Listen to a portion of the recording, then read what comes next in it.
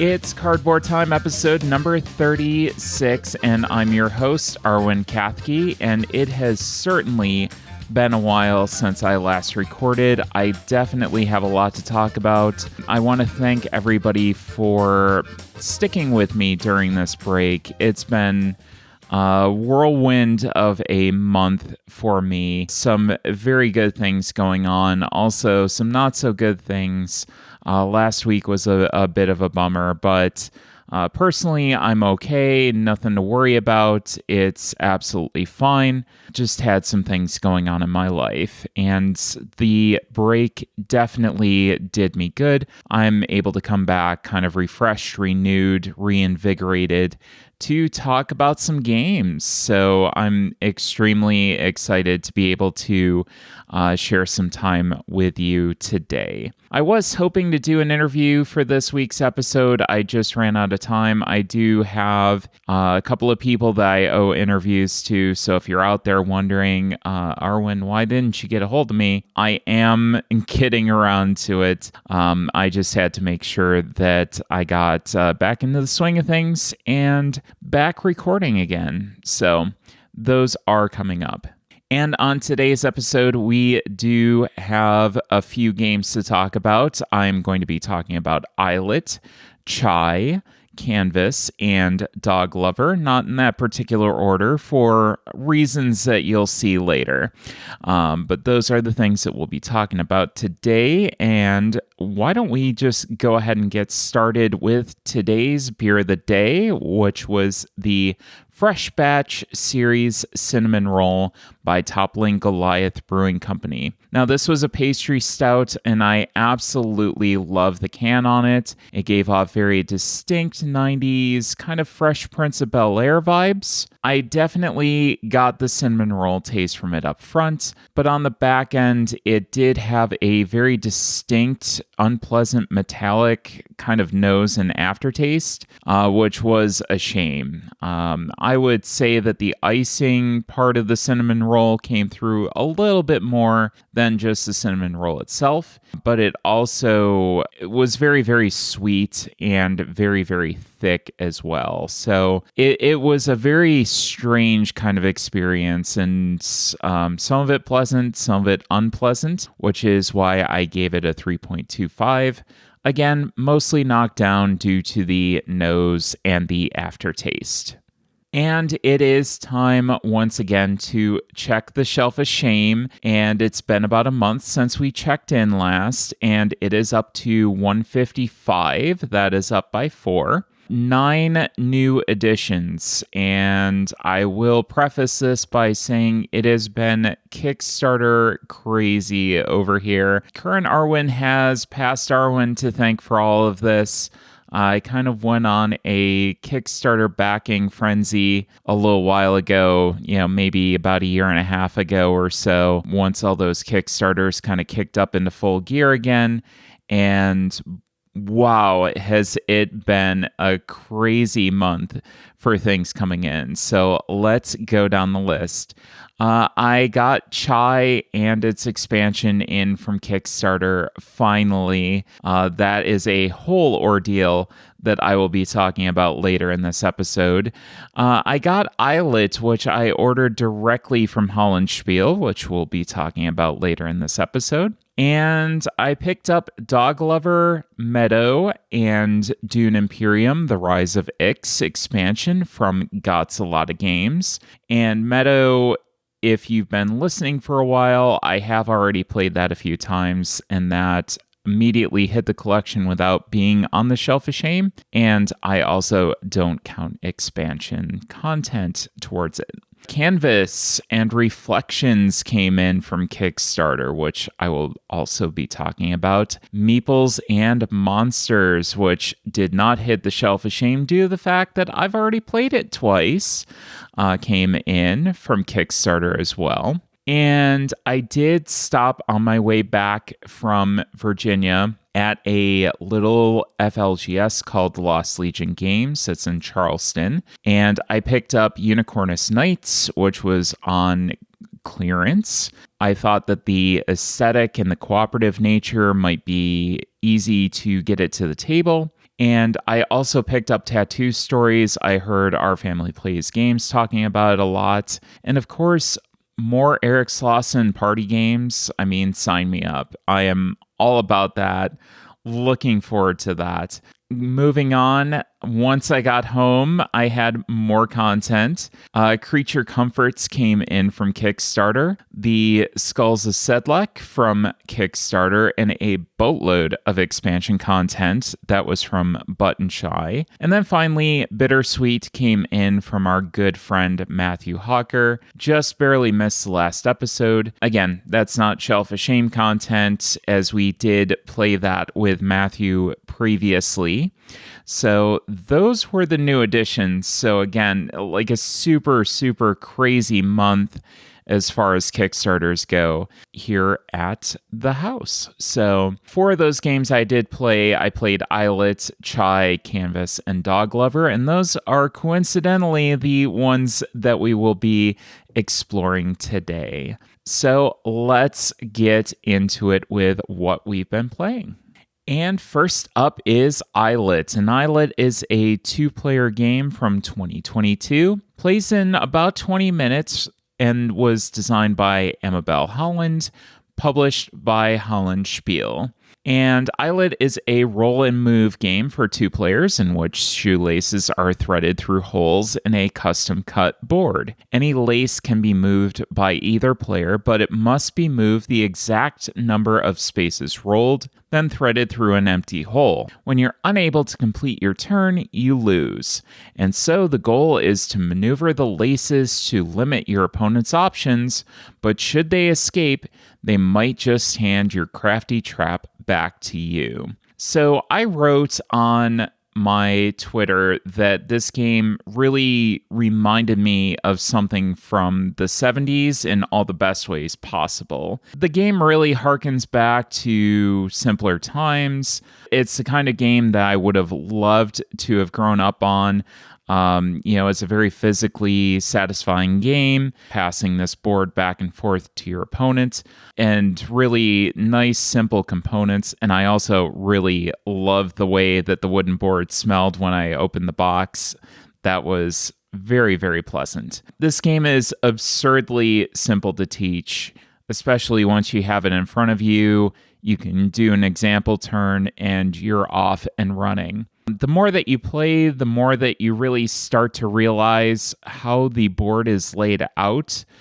Creates an interesting mechanism in the distance between the holes that is kind of created for players to utilize and how much lace that they're able to use as they're threading through the hole. Whether you want to make it a very short loop or whether you want to use a lot of lace to not leave your opponent with a whole lot of lace left. So that really kind of struck me as a really cool mechanism. And the game, as you start working your way towards the end, it starts building that tension up more and more, which I found pretty interesting. Rolling doubles can either ease or create tension depending on how you use them and at what stage of the game you're in. So you do have a spare lace. You start off with 2, and each player gets a spare lace that they can use if they roll doubles, or they can do 4 times the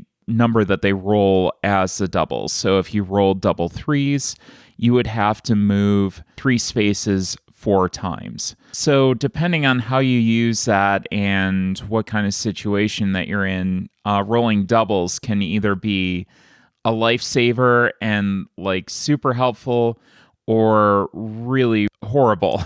It can be like a huge detriment if you don't have that safety lace left. One thing to note is that Amabel donated her first month's profits from the game to Equality Texas. As many of you know who follow me on Twitter, there's been a lot of issues in Texas against trans youth that they're dealing with. So I found that a really notably awesome thing to do, and great choice of lace colors as well. Very little subtle thing to throw in there as well. So, as far as my final judgment on this goes, Amabel really just continues to make games unlike others I've seen on the market. She is unashamed to do her own thing, and that absolutely works for me.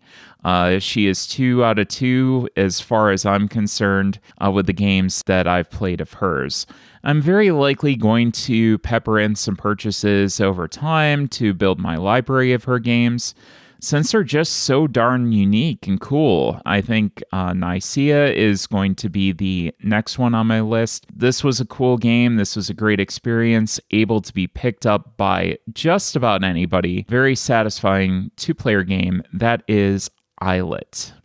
And up next, we have Dog Lover, also from 2022, plays from 2 to 4 players in 30 minutes, designed by David Short, and the artist is Callie Fitzgerald, published by AEG. And in Dog Lover, you fetch cards, collect bones, and gather food for your lovable dogs.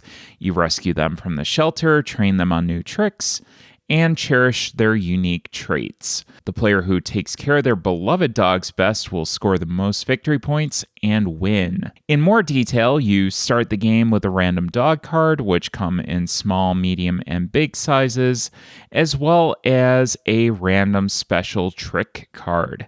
Shuffle the game cards and lay out the top 9 cards in a 3x3 grid. The player farthest from the start player places the watchdog token next to one of the rows or columns, and then the game is ready to play. So on a turn, you choose one of your trick cards. You only have one as you begin, but you do accumulate them over time. And then you rotate it as you desire, then collect cards from the 3x3 grid that matches the pattern on that trick card. And a lot of them are very common polyomino shapes like the L, the straight piece, the plus sign, things like that. So very common, familiar shapes. You can take at most one card in the row or column under the protection of the watchdog. That's where that comes in. And you can play and tuck cards both before and after you collect cards from the grid, and the cards can be utilized in different ways to help you score points. The player with the most points at the end of the game is the winner. Now, Dog Lover is a heavier version of Cat Lady, with the most notable difference being the drafting patterns of the trick cards. So Cat Lady is extremely simple, easy to pick up. This was definitely a step up from that. It wasn't too terribly bad to teach, but again, Cat Lady was definitely easier for your newer gamers to kind of come in and pick up. The rule book could have been a little bit simpler up front with a little bit more explanation of edge cases towards the back. There were, I think, 2 or 3 pages of just explaining different edge cases, which was helpful. That said, we didn't have any questions without answers, so we were able to find those things in the rulebook. It just made getting started a little bit more tedious than I would have liked. Most of the cards were very self-explanatory about what they did, so we found that with some very simple tweaks, I think you could be up and running a lot faster, maybe by explaining things a little bit differently than what the rulebook would. The artwork is super cute, super simple, but absolutely adorable. You love the little dogs that are on these cards, and they're super, super, super cute. The thing that made the most sense to me was to get more trick cards right away. Obviously, you're trying to build your engine as a player. That's kind of the thing that I immediately go towards. How can I get more cards quicker? So that's kind of what I gravitated towards.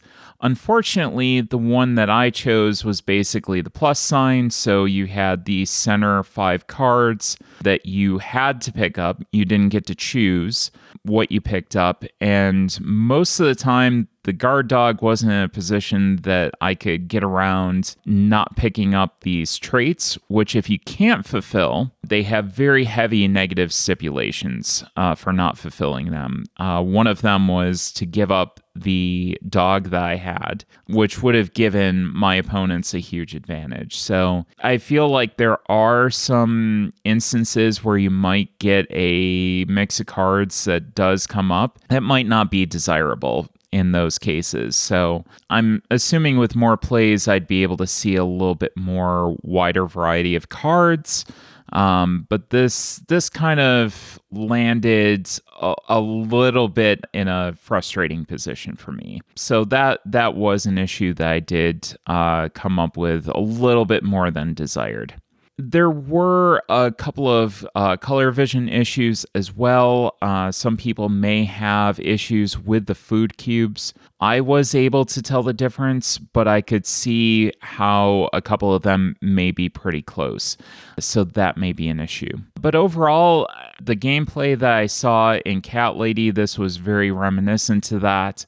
But there were a lot of different ways to score points, combo cards, tuck cards, feature dogs, a lot of different ways to kind of build up your tableau in that. So that was definitely satisfying as long as it came up in the right order. So, it's a lighter card game, a little bit heavier than Cat Lady, but still maybe towards that lighter end of medium weight for this game. So my final judgment, I really love the artwork on this. The dog theme does fit extremely well, but I would definitely start with Cat Lady first. If you really love the gameplay vibe and that of Cat Lady, then Dog Lover is a good place to expand if you feel like that drafting mechanism might be a little bit more towards your taste. So I would check out Cat Lady first, and then maybe venture into Dog Lover after that. They're both staying on my shelf. That is Dog Lover. And the next game that I wanted to talk about was a 2021 release, and it was Canvas. From 1 to 5 players, plays in 30 minutes, designed by Jeff Chin and Andrew Nerger. And the artist is Luan Hyun, published by Road to Infamy Games. In Canvas, you play as a painter competing in an art competition. Players will collect transparent art cards, layering 3 of them together to create their own unique painting. Each card contains a piece of artwork as well as a set of icons used during scoring. Icons will be revealed or hidden based on the way players choose to layer the cards, making for a very exciting puzzle. Paintings are scored based on a set of scoring cards, which will change each game. Once players have created and scored 3 paintings, the game ends.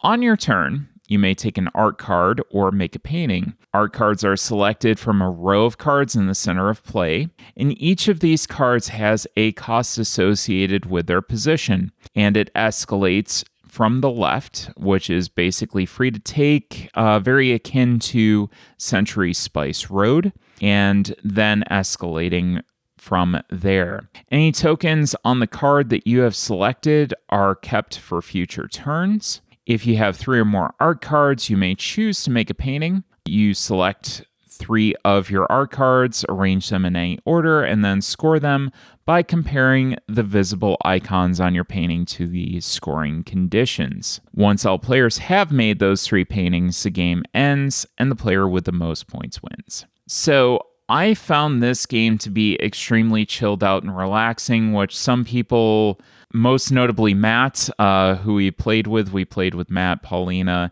and Allie. He found it not relaxing. I found it super relaxing, but I can definitely see how somebody who just focuses on the mechanisms might want to optimize their points.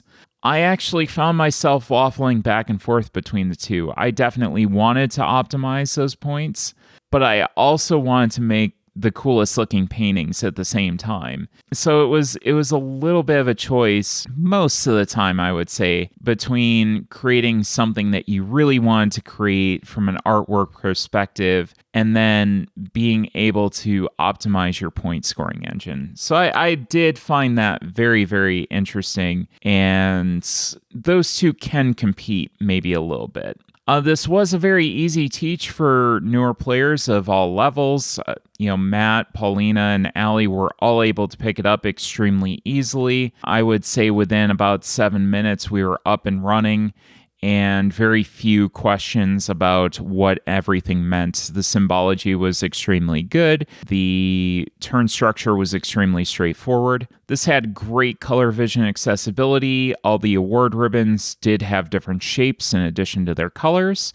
And the position of colors on the art cards were all denoted with a physical position as well. So you had these 5 different colors on basically your background card, which had a texture and a color. And then your art cards had more of the shapes, the different objects that you had layered on top of that. And everything was aligned with a physical position. So it was very easy to tell. And I didn't really have any sort of issues in telling what color kind of went where. Everything was very straightforward. There's a very social aspect to this game as you're showing off your creation to the other players at the table, especially something that you're super proud of. When you go to score it, you're like, well, this is... I can't remember what the name of the one that I had was, but it was like Aggressive Pride or something like that. And it was just like this wave with a bunch of teapots on it. And then a very fabulous looking person sitting over to the side, getting ready to be hit with this deluge of teapots. And I found that so cool, and again, that's something that you want to show off to the other players at the table, which makes it a very, very cool social interaction. The inspiration mechanic was a little bit weird. I was very used to it from games like Century Spice Road. I did like the system. I did have a hard time getting inspiration back when I really wanted it, when I had kind of overextended myself on the spend, which was definitely a risk that I was taking. But a lot of times we wound up grabbing the first couple of cards. We didn't really get super deep into the field, and there was one card that I really, really, really wanted. So I spent all of my inspiration and then just basically could not get anything back. So I kind of had to take whatever was up front. So that was definitely something that was a little bit interesting and a little bit weird. I didn't mind losing one bit. Have no problem admitting that I lost this game, but I had a fantastic time playing it. I can't wait to go back to it. Just making the artwork and scoring points. It was a very interesting puzzle and aesthetically pleasing. And speaking of aesthetically pleasing, the box design on this is absolutely brilliant. You can hang your box on the wall as a piece of art that absolutely belongs there. It's a little conversation piece. And a bonus, if you get the expansion called Reflections, there's actually the artwork that continues off to the right. So you can hang this box up next to it, and it continues the artwork in a very surprising way. I don't want to give it away. If you do want to see what that looks like, you can look it up, but it does extend that artwork out in a very cool, unique way. So I really love that as well. And the artwork does remind me a lot of Dixit, Mysterium, that kind of very unique style where you're mixing up and mashing up a lot of things that you wouldn't normally see. So that was super cool. And this was super easy to play multiple games in a row. We only had time for one that day, but the solo game's pretty good. It's pretty chill and straightforward. I didn't have any complaints with it. It wasn't the greatest. I would prefer to play this with other players, just from the standpoint of being able to show off your artwork. I know you can do it on social media, but it's just not the same as having somebody there to kind of look at it and then see their creations too. That's almost just as fun. So again, I do have an expansion to get to, which is a reflection expansion. I have not been able to dive into that just quite yet. But this is something that I will get to the table again very, very soon. The transparent cards make this game, and the layering of the cards not only changes the scoring conditions up, but also potentially the artwork itself. So how you layer these things, whether you're layering like the window panes in the middle or the front or the back, just kind of gives you a lot of options to play around. So it's really, really interesting. I haven't seen anything quite like it. And Luan's artwork is very clearly on display here in full force. I would absolutely consider buying anything that has more of it. I loved it. I think that it shines 100% here, as well as the puzzle that's being presented by this game. So overall, this game is absolutely staying in my collection, not leaving in the slightest. And I'm looking forward to getting this out with more people. I think this is going to be one of those games that I'm able to kind of bring with me and introduce groups that are not necessarily as familiar with the hobby. Again, I'm always kind of looking for those games and always looking for those unique experiences to share with people to bring them into the hobby. And this is definitely one that can get people talking about, oh, that was that awesome game that you showed me, and I really want to purchase that. So that was Canvas. And the last game on the show today is going to be Chai from 2019. And this is 1 to 5 players in 20 to 60 minutes, designed by Dan and Connie Kazmaier, and the artist is Mary Hasdake and Sahana Vijay, published by Steeped Games. In Chai, you will step into the shoes of a tea merchant combining tea flavors to make a perfect blend. Points are mostly scored by fulfilling customer orders with a variety of tea flavors and additives. As a tea merchant, each turn you will do one of the following. You're going to visit the market, which means that the player immediately receives a gold coin worth 3 and selects a tea flavor tile. Then they add that to their tea box. If the flavor tile is touching tiles of the same type, these group tiles are also taken with the cost being paid of the highest price tile in the group. And then you can continue going on and purchasing more and more tiles if you have the money to do that. You can select additives. That's another action that you can do, and players are going to grab 3 additive tokens to help them fulfill orders from the pantry. And then finally, you can reserve a customer, which means that you're going to take a customer card from the customer pool and then also take one of 3 face-up actions. So after performing one of these actions, a player may also fulfill an order from a customer, either in their reserve or in the customer pool. They pay the necessary ingredients and a base tea token that matches the color of the customer. Now, that can be one of their base tea tokens, or it could be an opponent's base tea token, which they give them a coin to utilize. So the game ends after 5 rounds, and the player with the most points wins. Now, this game's going to be a little bit of a doozy. I have a lot of thoughts on this as a Kickstarter backer of the game, and I do want to separate my Kickstarter experience of this game from the game itself. So I do want to go through the gameplay, review the game first, and then tell you about my Kickstarter experience after that, because they are 2 different separate things. As far as the game goes, the components were very nice. The tea flavor tiles were very reminiscent of Starburst. I wanted to eat them, but the rest of the components, especially the gold coins, were extremely nice. So as far as that goes, the components were very, very good. Really enjoyed them and certainly playable. This had a very easy turn structure to teach. Again, we went over that right at the description of this game. 3 major actions to choose from, an order fulfillment phase, and then your opponent's going. So it's very, very easy to teach that. The star of this game is absolutely the market, and this was such an interesting system that I loved going to. Like, I was almost sad when I had to use the other two actions because I was really interested in what was going on in the market more than anything else. It created such a cool decision space.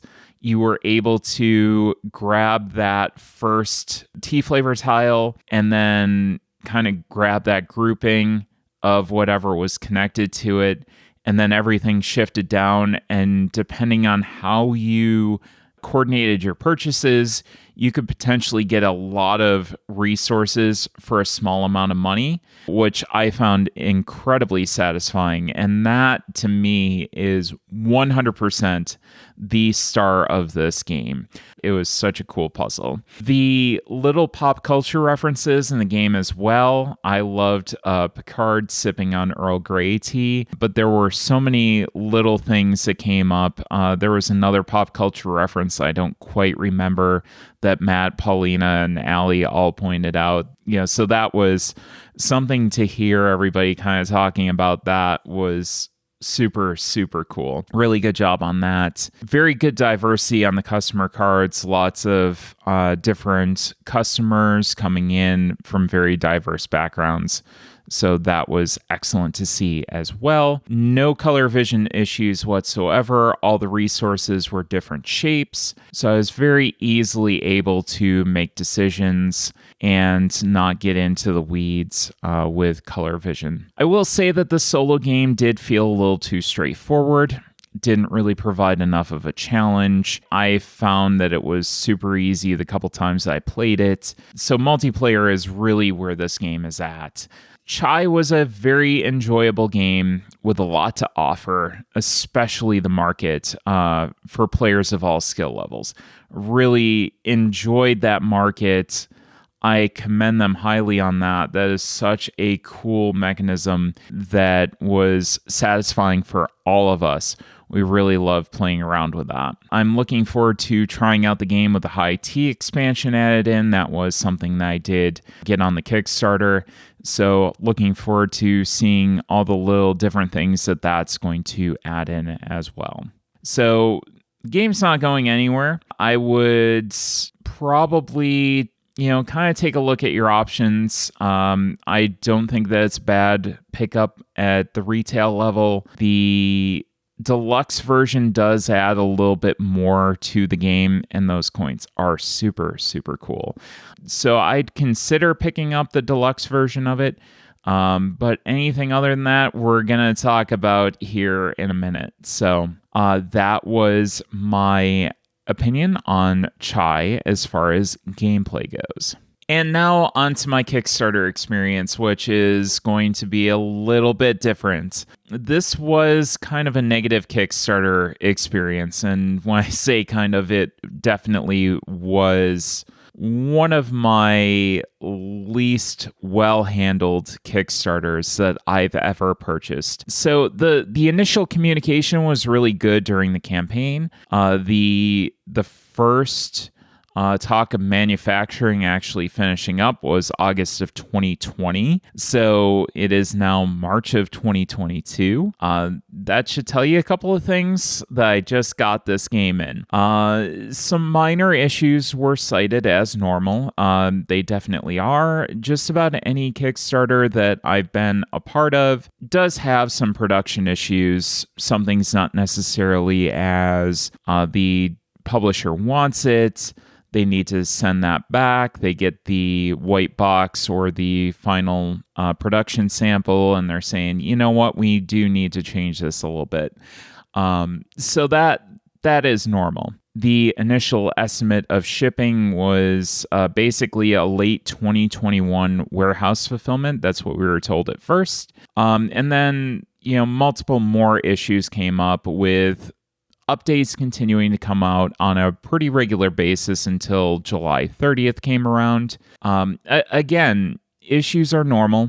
Issues are a part of Kickstarter, and as long as you're updated about them, I don't think people really have that much of an issue with it. So as long as you're honest, transparent, which Steeped Games definitely was at first, nobody really minds that. Just be transparent about it. There was one update from July 30th until the end of fulfillment, which technically this game still isn't necessarily at its end of fulfillment. We'll get into that in a minute. That happened in September of 2021. There were a couple of major issues that did happen during that time. One was the cost of the shipping went through the roof. That happened for everybody. The VAT fiasco happened to a lot of creators, a lot of people, especially people that had fulfillment going on during that time, did have a lot of issues with the VAT and how that was being implemented. So those were pretty major factors that came up. And there were also some pretty personal events going on in the creators' Dan and Connie's lives during that time. So those were things that came up. And there's a certain amount that I give leeway and kind of, try to give some slack when personal events happen and things go on in your life and things happen. And at the end of the day, people that are creating these campaigns are still just that. They're people. They have things that go on. They have events that go on in their lives that they have to attend to. So those are things that do come up. After this whole thing happened, there was pretty much radio silence on the state of shipping for the project after that update in September of 2021, which wasn't even close to finished at that time. There was an appearance by Steeped Games at both Origins and PAX with booths there. I do understand that booths are kind of set and paid for beforehand, but the one criticism that I did have about that is at least post a short update to your backers. Give your backers information, let them know what's going on, especially if your backers are seeing that you're at conventions, they're waiting for information, and they're not getting anything from you as a creator. I do think that that's kind of a bad look. So even if it's a short update, I think that is a better way of handling that. So let me give a shout out to Dave. Dave Chapman is the CSR for Steeped Games. He came in kind of late to the game. The only information that we really had after that update was from Dave, and Dave wasn't given the ability to make comments in the official channels, only in the comments section. But he's been trying to stay sane while facing a massively uphill battle of very confusing logistics, very little information coming in, conflicting information coming in. Games were going out from distribution with no shipping information whatsoever. So backers had zero idea whether their game was coming to them or not. So these were all things that Dave was trying to contend with. And again, I do give him a lot of credit for sticking with it and for trying to handle this. So many people in the US had received their copies already. I still hadn't received mine. So I went to the comments section and I did see somebody post, hey, just check your shipping, see where it is on GameFound, because mine got set to a specific value. So I went in, I looked at my shipping, and it was either moved, defaulted, pre-selected. I don't know how it happened, but it was selected as local pickup in Canada, which, while I love Canada, I'd love to visit again. I plan on maybe visiting this year. I had zero intention on picking my copy up in Canada. That was not something that I would have selected. And I guess this did happen to a lot of people as well. But fortunately, I did have the comment section to figure that out. And again, a lot of credit to Dave. I sent him a note. He fixed it, coordinated everything to get sent out. And eventually I did get my copy. The copy wasn't perfect. I did pay for acrylic upgrade tiles that do need replacement. But I finally had my copy of the game in hand, so I was thrilled about that. Dave is working on replacement components as well, so in addition to logistics for everybody else, he is working on getting things replaced. So basically 2 messages. The first one is to Dave. Again, if you're out there, if you're listening, I hope that you are. Thank you so much for still trying to make things right with backers out there. You're not getting much support. There's still some issues that you're trying to work through in other regions, but it seems like you're at least trying to push forward and resolve things. And it has to be tough. It's often a thankless job. I did want to thank Dave for just his work. And everything that he's done. He has been absolutely awesome. That said, to Dan and Connie, I know that issues can compound. They can cause you to freeze up. They can become overwhelming. You just kind of sit there and say, I can't do anything about this.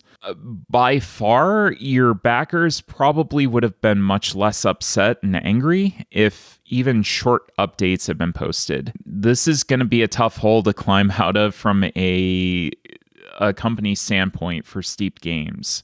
And it's unfortunate because I believe that creatively Chai had a lot to offer. I'd be interested in seeing what else Steeped has to offer. I do plan on maybe checking out T for Two on digital platform, but I'm going to have a hard time spending any more money on a Steeped game until there's some talk, until there's some work done. And I think that work is being done by Dave right now and potentially a couple of other people that have been hired by the company. That work has to be done by the creators. There were people that paid into this campaign. There were people that trusted the company with their money and they feel let down. Those things do eventually have to be talked about and they do have to kind of come to light. So I felt conflicted between being very angry about not receiving my game and also realizing that these are people that are involved with this Kickstarter. So I do have some frustration and I do feel like people have a absolute right to air it as long as it's in a constructive manner and trying to resolve the problems that are at hand. I don't feel like this is malicious at all. And I think that that's a tough thing to think when you're waiting on a game that hasn't come to you for several months. So I am looking forward to hopefully hearing from Dan and Connie about this, at some point. Again, Dave has been excellent, but this really does have to come from Dan and Connie, and there does have to be a pretty lengthy explanation to backers to restore that trust. That is my kind of Kickstarter experience, and I think we're going to end it with that. I'm hoping to have an interview on the next episode, get back into that, because I love telling stories from the industry. It's like my favorite part of this whole thing. So if you want to take a look at our website, it is at cardboardtime.com. Our Instagram and Twitter is at cardboard_time. We have a Board Game Geek podcast page, and any questions, suggestions, or ideas for discussion topics, please email cardboardtime@gmail.com. We love answering those questions and love having discussion with all of you out there. And as always, thanks again for listening, and we'll see you in 2 weeks for another episode of Cardboard Time. Happy gaming.